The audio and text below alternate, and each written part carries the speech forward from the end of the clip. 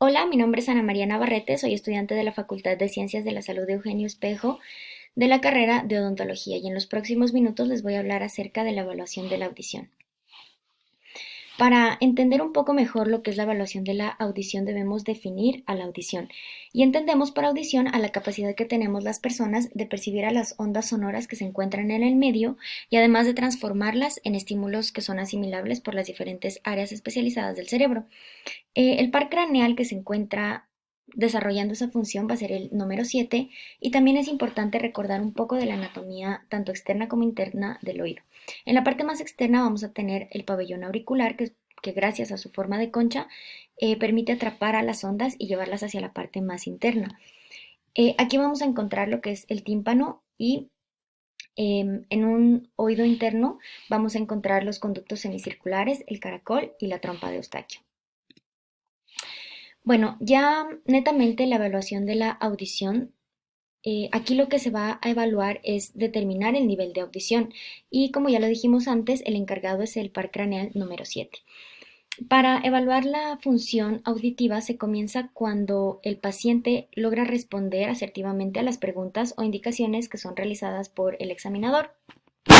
También debemos tener muy en cuenta datos como por ejemplo cuando los pacientes se muestran con una posición de la mano en la parte posterior de la oreja intentando escuchar o también cuando inclinan la cabeza al hacerlo.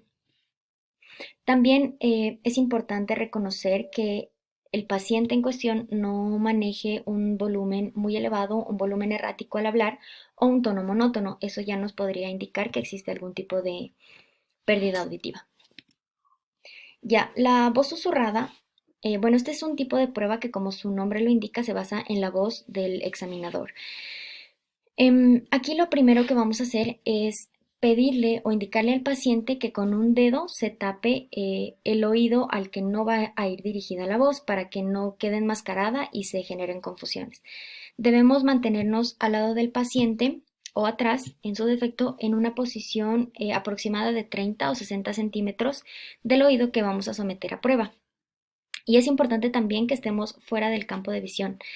Un consejo es que para suavizar el susurro podemos exhalar por completo el aire antes de susurrar una combinación aleatoria de tres letras, como por ejemplo 3, 7, 3 o P5, 8. Luego de esto, vamos a pedirle al paciente que repita tanto las letras o los números que le hemos dicho y si es que se da el caso de que no repita correctamente los tres sonidos, tenemos que reanudar de nuevo el proceso con un grupo de números o letras distintos. Y exactamente lo mismo vamos a realizar en el otro oído. El paciente debe identificar al menos tres de los seis sonidos que le fueron dichos y eso nos llevará a una mejor evaluación de su capacidad auditiva. También tenemos otro tipo de pruebas que son las pruebas de Weber y de Rine. Estas pruebas se basan en el uso del diapasón, que es un instrumento médico que emite vibraciones. Bueno, principalmente la prueba de Rine es aquella que ayuda a determinar si es que el paciente escucha mejor por una conducción del sonido vía ósea o por una conducción aérea. Para eso es importante que coloquemos la base del diapasón, que está en vibración, sobre el área mastoide, como podemos ver en la imagen A, y decirle al paciente que indique cuando ya no escuche ningún sonido. Debemos medir el tiempo de conducción ósea con el segundero de un reloj y anotar ese número de segundos. Luego debemos rápidamente situar las puntas del diapasón que están aún vibrantes aproximadamente a 1 o 2 centímetros, perdón, del conducto auditivo del paciente y le volvemos a pedir que indique cuando ya no escuche ningún sonido. Debemos medir los dos lapsos de tiempo y compararlos. Si el sonido percibido, bueno, debemos tener en cuenta también que el sonido percibido por conducción aérea debe ser el doble del que fue registrado por la conducción ósea. Ya, tenemos otra prueba que es la prueba de Weber y esta, por el contrario, sirve para evaluar la pérdida de audición unilateral, es decir, comparar a los dos oídos.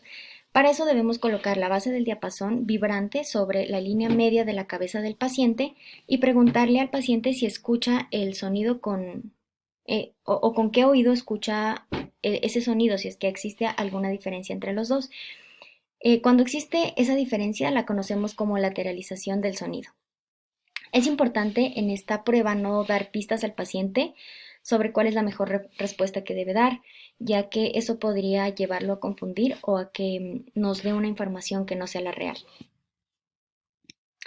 En este cuadro les presento una interpretación de las pruebas con diapasón, un pequeño resumen, tanto de las pruebas de Weber como de Rinne. Muchas gracias por su atención y nos vemos en la próxima.